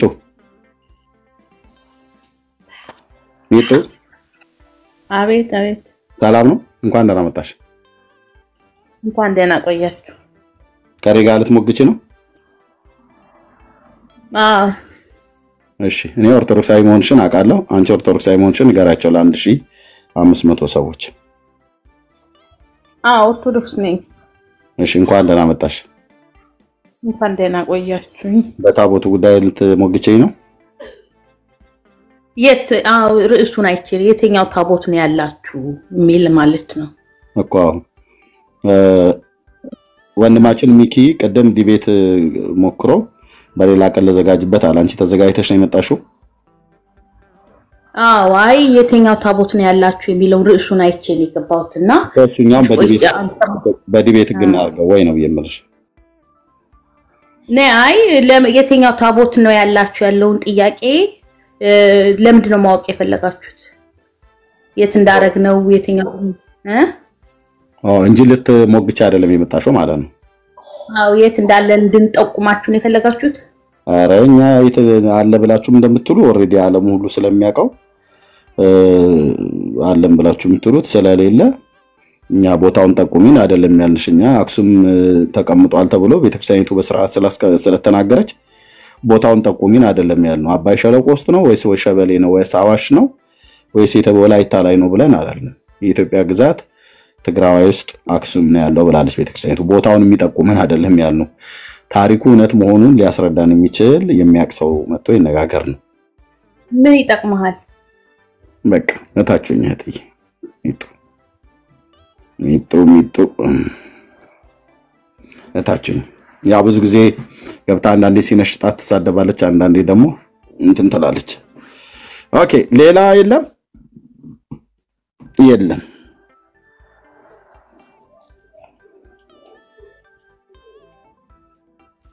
ሳኒ ነው ሰኒ ሰኒ እንዴት ነሽ? ሰላም ነው? እግዚአብሔር ይመስገን ሰላም ነው። ደህና ነኝ። ከየት ቤተ እምነት ነው? ወንጌል አማኝ ሳንዬ ጌታ ይባርክ። ኦርቶዶክስ ነው የምፈልገው። እሺ ይቅርታ በጣም እሺ።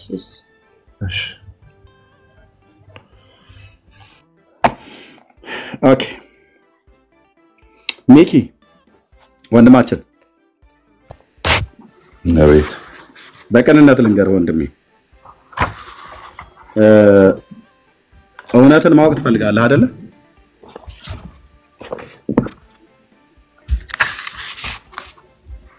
ሚኪ አቤት አቤት እውነትን ማወቅ ትፈልጋለህ አይደል? የሰማው ነው። አዎ እውነትን ማወቅ ትፈልጋለህ አይደል? አንደኛ ይሄ መጽሐፍ እጅ ላይ ያለ ክብረ ነገሥት አዎ ሙሉን አንብበዋል ሚክሻ? አዎ ሙሉን አንብበዋል? ቆይቻለሁ እንጂ አዎ አንብበዋል። ኦኬ ከዛ ባለፈ መጽሐፍ ቅዱስን አንብበሃል? በተለይ ንጉሱ ሰለሞን ነገሰበት የተባለበት ዘመን የይሁዳ ነገስታትን ታሪክ አንብበሃል? ለምሳሌ እንደ ነገስት መጽሐፍ እንደ ዜና መጽሐፍት አይነቶችን አንብበሃል? ታሪከ ነገስቱ ማለት ነው? ኖ ይሄ መጽሐፍ ቅዱስ ላይ የነገስት መጽሐፍ አለ አይደለ?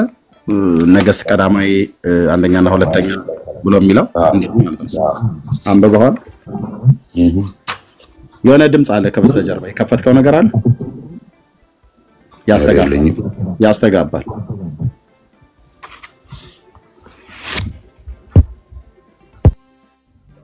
የሚያስተጋባ ድምጽ አለ።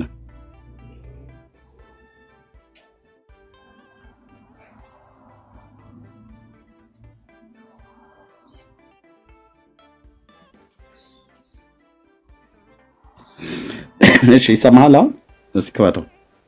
እኔ ይሰማኛል። አሁን ይሰማል። ይሄን የነገስትን መጽሐፍና የዜናም መጽሐፍት አንብበዋል? ከመጽሐፍ ኦኬ። በዛ ውስጥ የይሁዳ ነገስታትና የእስራኤል ነገስታት እንዳሉ ታውቃለህ አይደል? እውነት ነው። ኦኬ እሱኛውን ታሪክ በደንብ ካነበብከው ኦኬ እና ደግሞ የእስራኤል ነገስታትን ታሪክ በደንብ ካጠናህና መጽሐፍ ቅዱስን በደንብ ካነበብክ ነገስትን መጽሐፍት በደንብ ካነበብክ ወይ የዜና መጽሐፍትን በደንብ ካነበብክ ታሪኩን የእስራኤል የይሁዳ ነገስታትን ታሪክና የእስራኤል ነገስታትን ታሪክ ታውቃለህ ማለት ነው። የእስራኤልና የይሁዳን ማለት ነው። አሁን ለምሳሌ ካነበብክ ሮብዓም የየትኛው ንጉስ ነው? የእስራኤል የሚባለው የሰሜኑ ነው ወይስ የደቡቡ ክፍል ነው?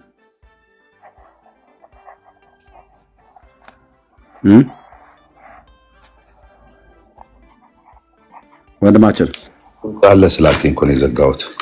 ችግር የለም። የየትኛው ንጉስ ነው ሮብዓም?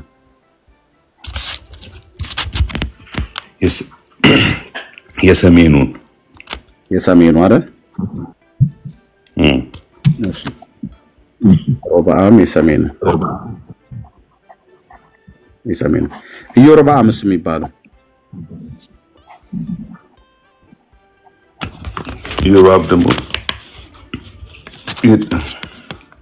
የእሱም የይሁዳው ነው ወይስ የሰሜኑ ነው? እሱ የይሁዳ ነው። የይሁዳ እሺ።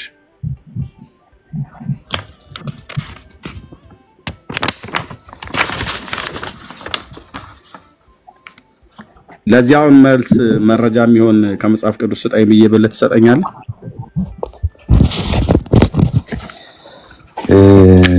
ኦኬ ያው የምንናገረው ነገር እግዚአብሔር ቃል አይደል ማስተካከል ያለብን?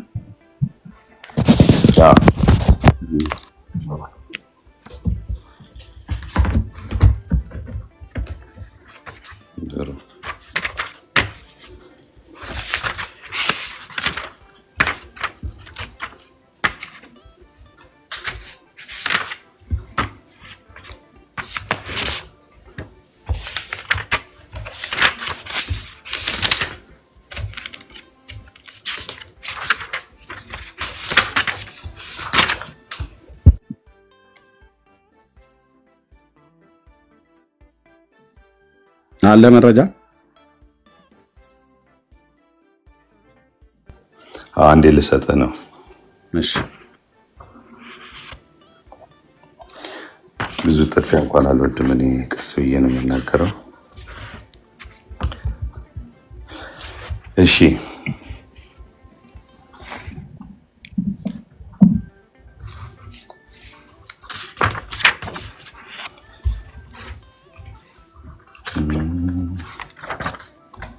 ኢዮርብዓም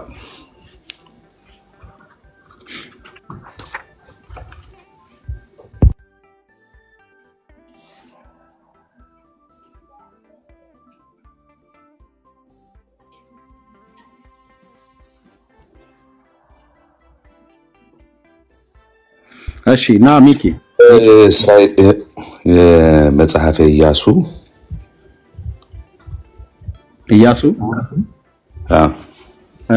ምዕራፍ ስንት?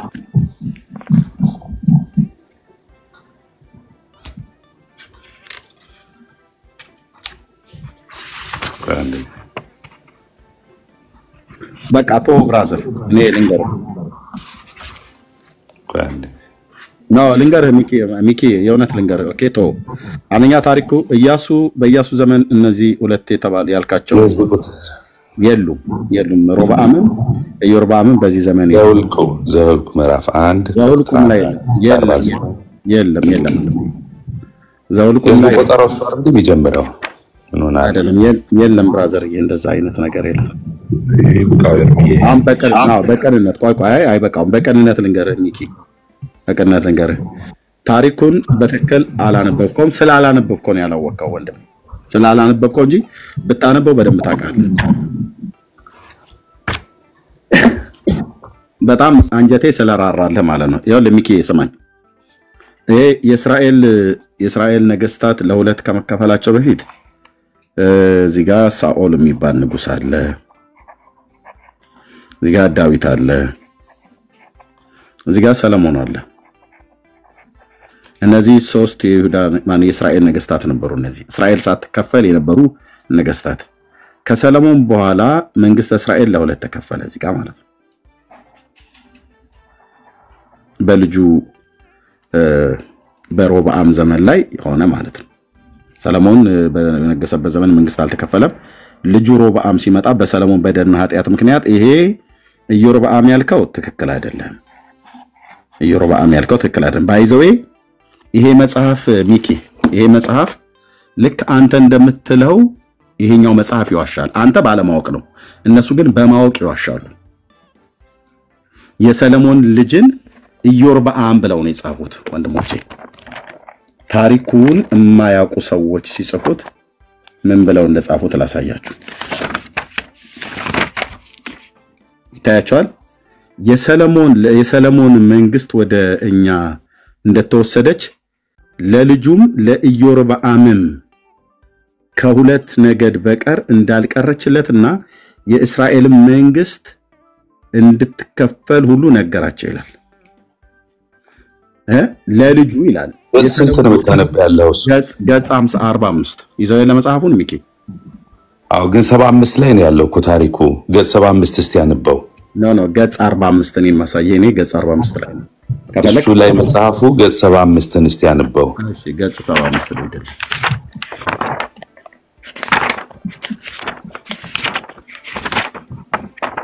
የስንት ዓመተ ምህረት እትም ነው ያንተ ያስለው? በዓመተ ምህረት ከተለያየ ምናልባት ተጻጻፉ እንደዛ 75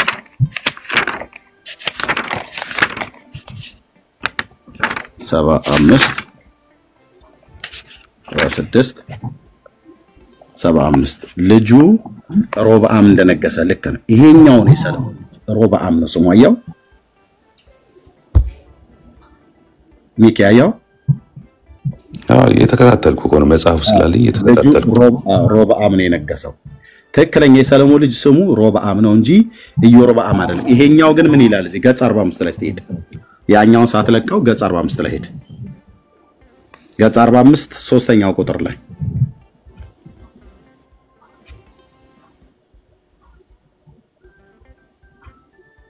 እንደዛ የሚል የለውም እዚህ። ኦኬ ገጽ 45 ቁጥር 3 ምን ይላል? አንብበው። ወደ አባቶቹ ሄደ ይላል አይደል? ከዛ በአንድነት ተሰበሰቡ ይላል አይደል? የእግዚአብሔር መልአክ እንደተገለጸለት የእግዚአብሔር ታቦተ ሕግም እንደተሰጣቸው እግዚአብሔር የእስራኤልን መንግስት ቸል እንዳላትና ክብራቸውን ለሌላ አሳልፎ እንደሚሰጣት የእግዚአብሔር ታቦተ ሕግ እንደምንወስዳት የሰለሞን መንግስት ወደኛ እንደተወሰደችና ለልጁ ለኢዮርብዓም ከሁለት ነገር በቀር ለልጁ ለኢዮርብዓም ይላል። አየው ሚኪ ቆይ ለልጁ ለኢዮርብዓም ይላል አይደል? ኢዮርብዓም የሰለሞን ልጅ ነው አይደለም ታስዋይ ኢዮርብዓም የናባጥ ልጅ ይባላል። አሁን እዚህ ያነበብከው እኮ እንደዛ የሰለሞን ልጅ ነው አይልም እንዴ? ለልጁ የሚለው ታዲያ ማን ነው? ይሄው የሰለሞን መንግስት ወደ እኛ እንደተወሰደች በቃ ለአሁን ወሳጁ ማን ነው?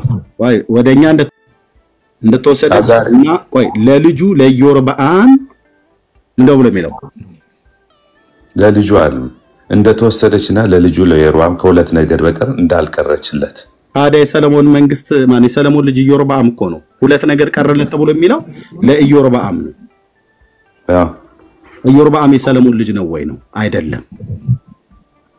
አየው ሚኪ የሰለሞን ልጅ ማን ነው? ሮብዓም ነው። እዚህ ገጽ 75 ላይ ያለው ማለት ነው። ገጽ 75 ላይ ያለው ሮብዓም ነው። ኢዮርብዓም የማ ልጅ ነው ብለን ስንል ኢዮርብዓምን ላሳይ። የናባጥ ልጅ ነው። ኦኬ የናባጥ ልጅ ነው። ነገዱ ልብ ብለህ ሰማኛውን ብራዘር። ኦኬ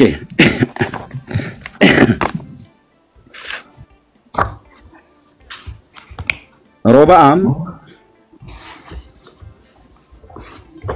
የሰለሞን ልጅ ነው።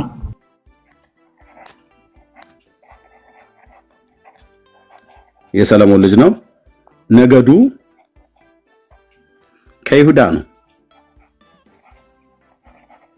ሰለሞን የዳዊት ልጅ ስለሆነ ከነገደ ይሁዳ ነው ማለት ነው። ኦኬ ኢዮርብዓም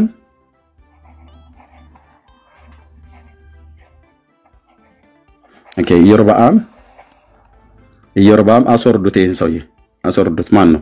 ዛብሎን ታች ወረዳንተ አስወርጁት። ይሄ እንደኛ ሰዎች እዚህ ቤት እንዳይገቡ ዝም ብላችሁ ያገኛችሁትን ሰው አታስገቡ። ኢዮርብዓም ይሄ ተሳዳቢ ነው። ዝም ብሎ እንደ ባልቴት ሲሳደብ የሚውል ሰው ነው። እኔ በስርዓት የሚያወሩ ሰዎችን ነው የምፈልገው። ኢዮርብዓም የናባጥ ልጅ ነው። ሚኪ የናባጥ አሳያለሁ ከመጽሐፍ ቅዱስ ናባጥ። ኦኬ አባቱ ነው ናባጥ፣ የናባጥ ልጅ። ኦኬ ነገዱ ከኤፍራይም ነው። ኤፍራይም ኦኬ። ስለዚህ የሰለሞን ልጅ ሮብዓም እንድከታተል ከየት ነው ያገኘው? ይሄንን ይሄ ላሳየ ነው ብራዘር። ከመጽሐፍ ቅዱስ ነው። ከመጽሐፍ ቅዱስ መጽሐፍ ቅዱስ ላሳየ ነው። ከመጽሐፍ ቅዱስ ወንድሜ ከይቅርታ ጋር ምን መሰለህ፣ አሁን የአስሩ ነገድ እስራኤል ማመጻቸው እንግዲህ በሁለተኛ ዜና ምዕራፍ 10 ከቁጥር 1 እስከ 19 ተገልጿል አይደል? ልክ ነው። ከዛ የሰማርያ የትንቢት ቃል ደግሞ ያው እዛው እንዳለ ማለት ነው። ከዛ ንጉሥ ሱስቃምም ኢየሩሳሌም እንደወረደ ይነገራል። ማን ነው?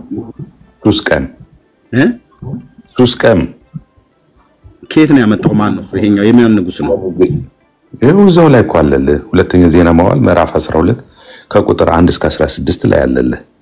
ሁለተኛ ዜና መዋዕል እሺ ምዕራፍ 12 ከቁጥር 1 እስከ 16 ጽግላት እኮ ነው ብሎ የሚለው።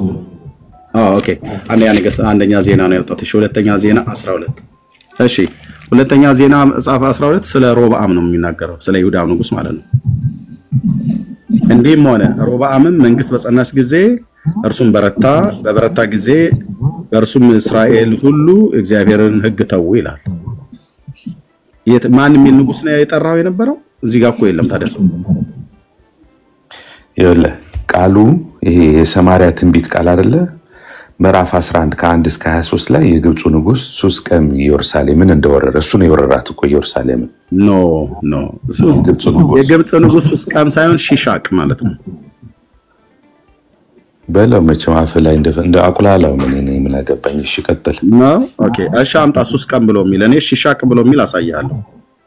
አቁላላው አልከኝ አይደል? አየኸው ድፍረትህ ትዕቢትህ ደግሞ በቅንነት ሳወራህ አንድ አበበ ማታቅ እኔ ላሳየህ። አሁን አየኸው ስድብህና ድፍረትህ ሺሻቅ የሚለውን ይታያቸዋል ወንድሞቼ። አቁላላው አለኝ። እሱ ግን የግብፅ ንጉሥ ሺሻቅ ይላል። ወደ ኢየሩሳሌም መጣ ይላል። እሱ ሱሰቅ ይላል። እኔ ሺሻቅ እላለሁ። በቃ ታች ረደለም። ያንተ ልብህም ትዕቢተኛ ነው። አፍህ ትዕቢተኛ ነው። ሲጠይቁህ አንተ አታውቅም፣ ግን ስድብ ብቻ ማለት ነው። ታች ረደለም። ሰው በቅንነት እንኳን ሲያስተምረው አፍህ ላይ አቁላላው አማስለው እንዲህ አይነት ስድብ ነው የሚያውቁት። ምክንያቱም ዘመናቸውን ሁሉ ኦርቶዶክስ መጽሐፍ ቅዱስ አስተምራቸው አታውቅም። ታሪክ አያውቁም። ብልግናና ስድብ በቅንነት የሚነግራቸውን ሰው ሁሉ እንኳን ጭምር ለመማር ለማወቅ አይፈልጉም። ይሄ ታያችሁ ሺሻቅ አይደል ያልኩት? የግብጽ ንጉስ ሺሻቅ ማለት ነው። የጥንት መካከለኛው ምስራቅ ምድር ላይ እስራኤልን አይደለም ግብጽን፣ ጆርዳንን፣ ሞአብ፣ አሞናውያን፣ ኦኬ፣ ሶሪያ፣ ፍልስጤም፣ እነዚህና ሊባኖን፣ እነዚህን ሀገሮች ባቢሎንና አሶራውያንን እነዚህን ሀገሮች ታሪክ አጥንቻለሁ ብለህ የምትል ሰው ካለ ናና ዲቤት እንግባ ከኔ ጋር ኑና። እደግመዋለሁ፣ ትዕቢት አይደለም ማወራው፣ እደግመዋለሁ። የእነዚህን ሀገራት ታሪክን አውቃለሁ ብሎ የሚል ሰው ካለ ኦኬ፣ እስራኤል፣ ባቢሎን፣ አሶር፣ ሶሪያ፣ ሊባኖስ፣ ሞአብ፣ አሞናውያን፣ ናግባ፣ አሞናውያን፣ ፍልስጤማውያን፣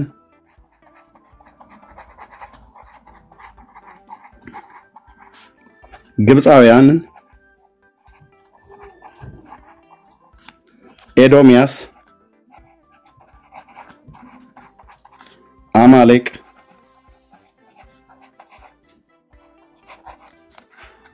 የከነዓን ነገስታትን፣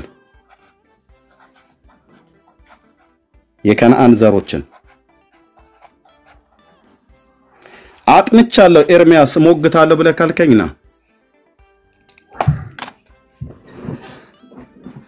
ኦኬ፣ አጥንቻለሁ እሞግታለሁ በመጽሐፍ ቅዱስም በታሪክም ብለህ ብትል ከሆነ ናግባ።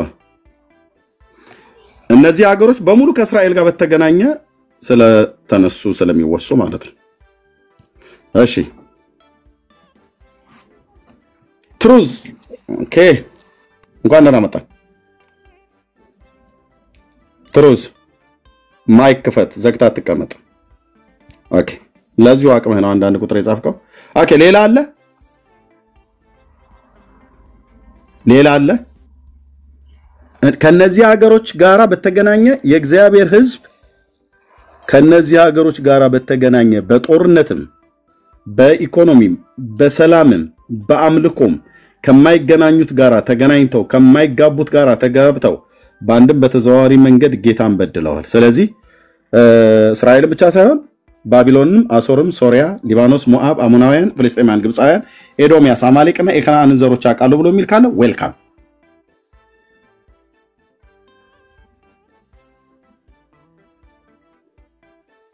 ካልሆነ ብልግና ነው። ኢትዮጵያዊ የሚያቅሰው አይጠይቅም። ከኔ ጀምሮ ምናልባት እግዚአብሔር እንደዛ አይነት ነገር ትቢት ውስጣችሁ ካለ ከሚያቅሰው ጠይቁ። ከኔ የተሻሉ ቢናገሩ የምሰማቸው ሰዎች ቢገቡ ዝም እላለሁ። ዝም እስክሪፕቶ ይዤ ከመስማት በቀር እና ከመጻፍ በቀር ምንም ማለት። ምክንያቱስ ከኔ በተሻለ ያነበቡ የተማሩ በነገረ መለኮቱ ዓለም ገብተው የተሻለ ሊያወሩ የሚችሉ ሰዎች አሉ። ብዙ ሀገሮች አሉ በዚህ አካባቢ ላይ ማለት ነው። አማሌቅ ብቻ ሳይሆን ራሱ ባነው በጌዲዮን ዘመን የነበረው ምድያማውያን ምድያም፣ እነዚህ ሀገሮች በሙሉ ከመጽሐፍ ቅዱስ ጋር ከእስራኤል ጋር በተገናኘ የአሕዛብ መንግስታት ናቸው። ይሄ አምላኬ ቃል ይናገራል። የነገስታቶቻቸው ስም አንተ ሲሱቅ ስትል ነበር። ሺሻቅና ሲሱቅን እንኳን ለይቶ ማያቅ ማለት ነው። አየህ፣ የግብጽ ንጉስ ሺሻቅ ወደ ኢየሩሳሌም መጣ። የእግዚአብሔርን ቤተ መዛግብትን የንጉስን ቤተ መዛግብት ወሰደ ይላል።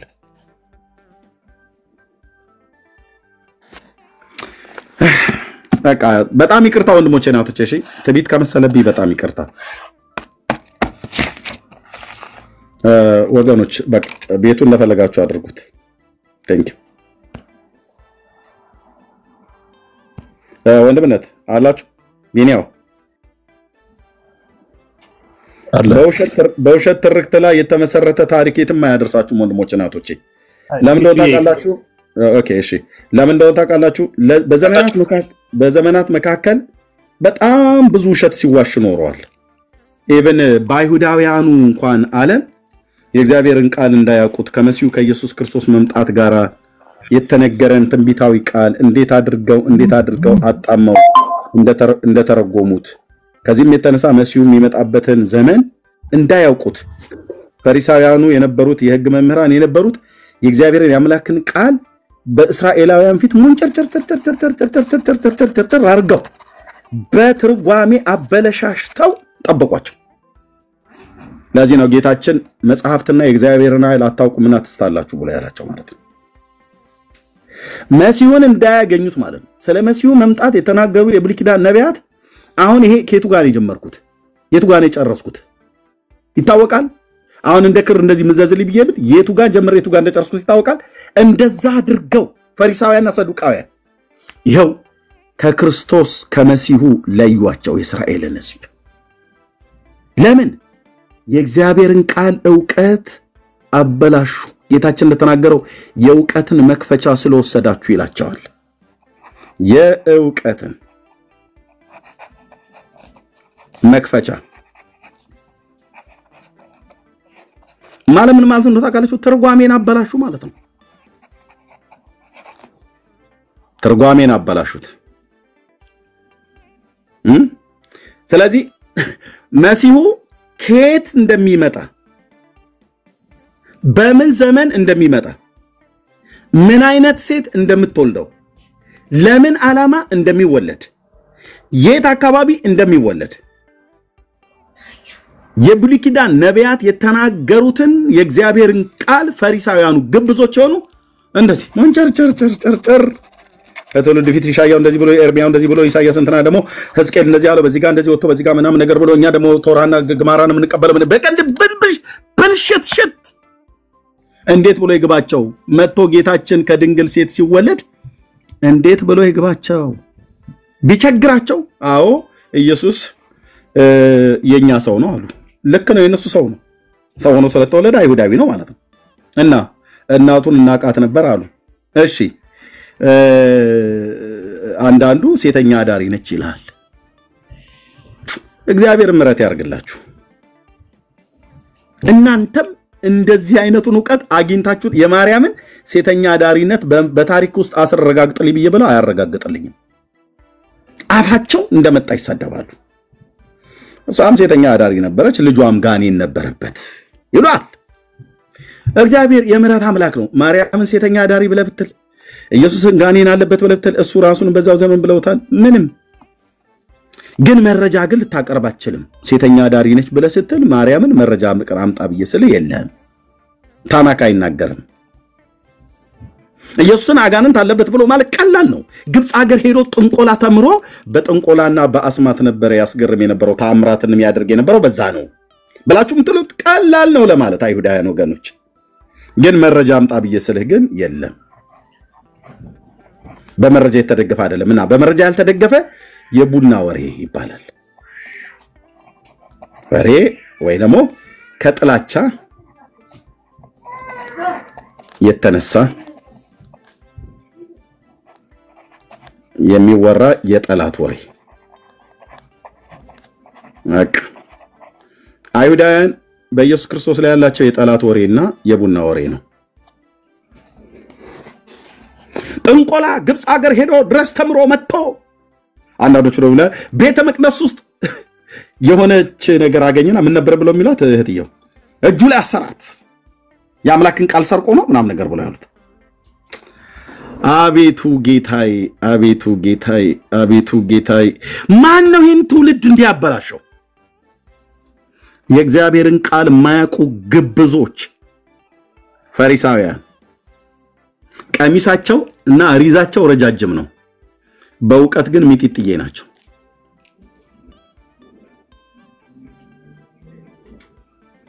እንዲያድርገው ስትነግራቸው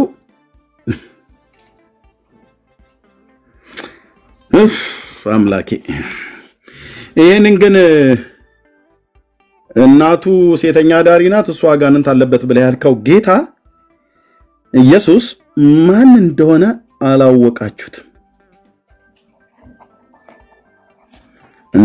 አላወቁትም። ለምን አላወቁትም?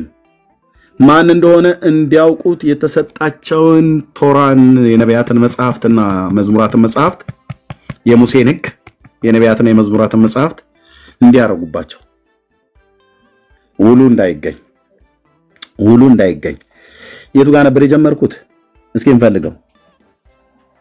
የለም የዘመንን ቁጥር ብትደክም በፈለከው መርመሪያ ብትበረብር አታገኘውም። አንዱ ባንዱ ላይ ሁሉ ተደርቧል። የቱ ጋር የጀመርኩት የቱ ጋር የጨረስኩት አይታወቅም። ለዚህ ነው ስለ መሲሁ አንድን አይሁዳዊ ጠይቀው መሲሁ መቼ ነው የሚመጣው ብለህ ስትለው እኔ እንጃ ይልሃል። አላውቅም ግን ይመጣል ይልሃል። መቼ ነው የሚመጣው? እኔ እንጃ።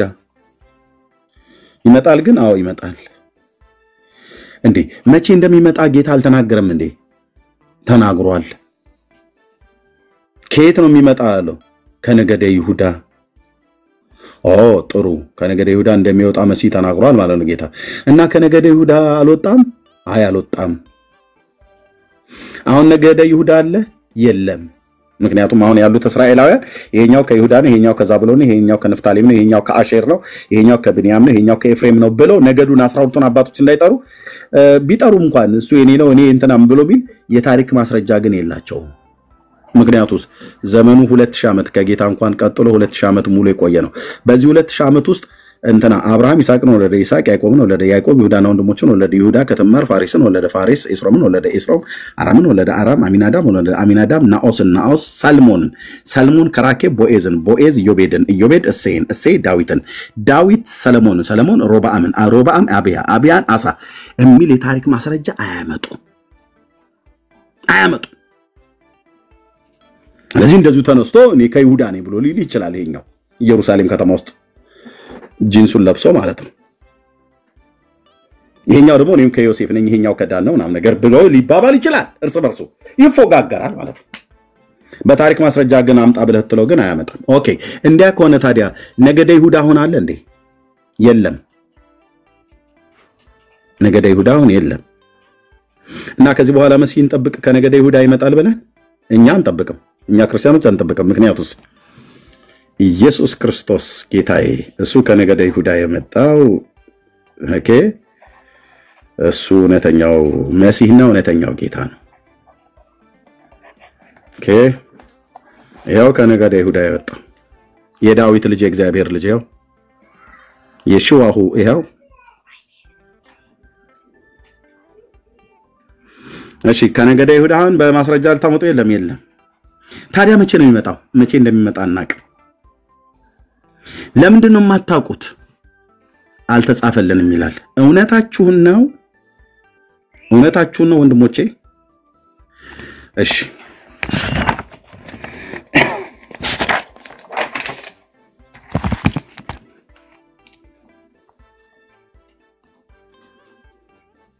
ነገዱ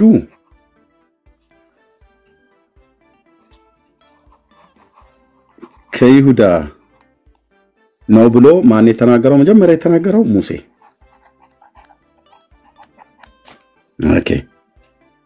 ሁለተኛስ ከነገደ ይሁዳ ከእሴይ ቤት ነው ብሎ የተናገረ ነቢይ ኢሳይያስ።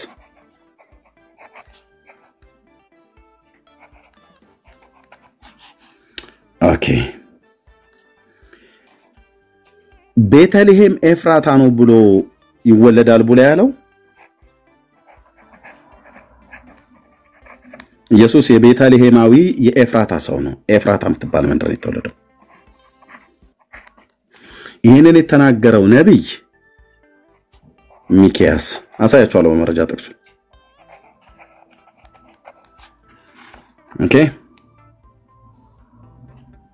እንደ በዋናዎቹ ማለት ነው። ገዢ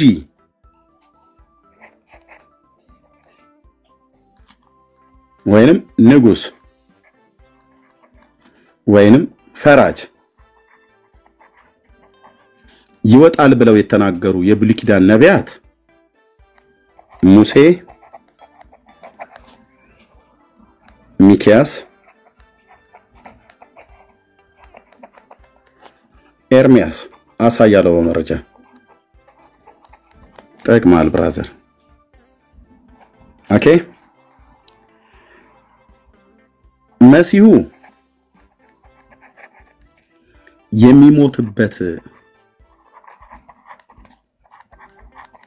የሚሞትበትን ዘመን የተናገረው ነብይ ዳንኤል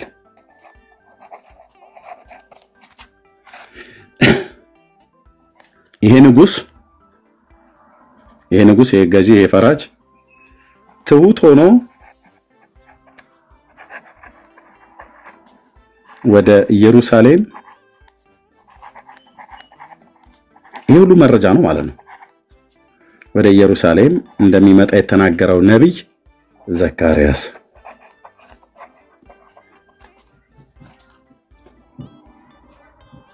ኦኬ ይሄ ነብይ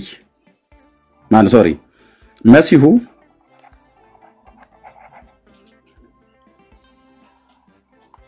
እዚህ ጋር የተውኩትኝ እንደሚሞት ኢሳይያስም እዚህ ጋር ተናግሯል እዚህ ጋር ልደርበው እሺ መሲሁ እንደሚሞት ዳንኤልና ኢሳይያስ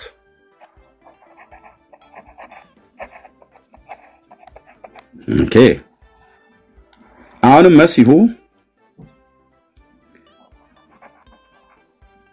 ኦኬ እጆቹና እግሮቹ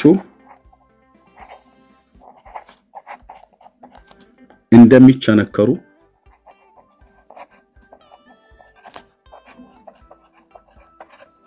በልብሱም ላይ ዕጣ እንደሚጣጣሉ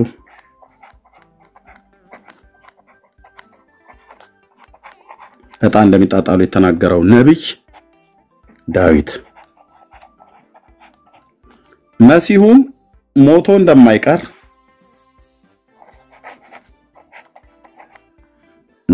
እንደማይቀር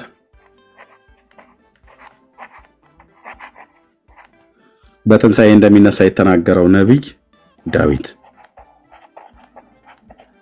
ኦኬ ነቢያት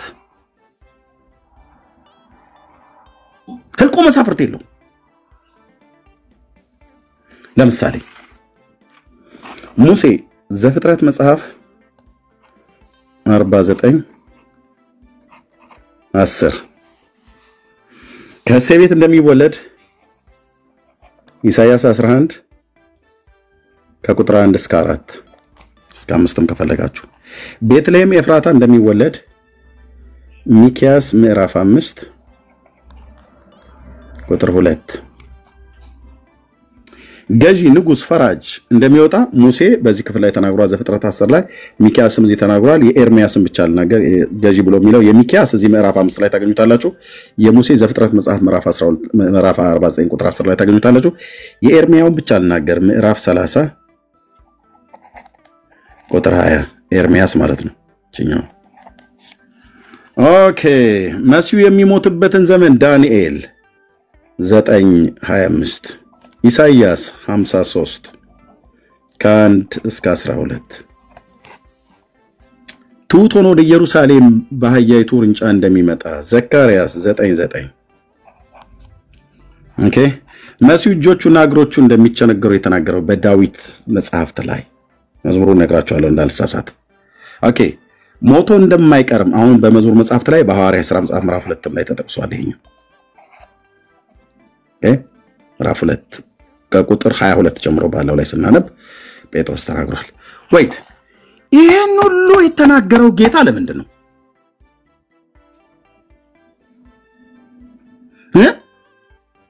አይሁድ እንዳፋር ጎረምሳ መፋቂያውን እየያዘ በየከተማው እየዞረ መሲህ ይመጣል መሲህ ይመጣል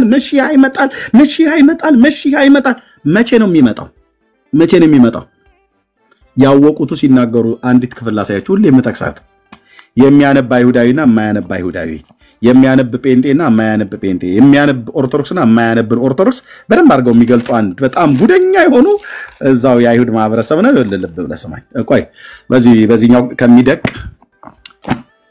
በዚህ ላሳያችሁ አምላኬ ህዝብህን እርዳው። በዮሐንስ ወንጌል መጽሐፍ ምዕራፍ 7 ላይ በበዓል 50 ቀን በዳስ በዓል ቀን ስብሰባ ተደረገበት ቁጥር 27 7:27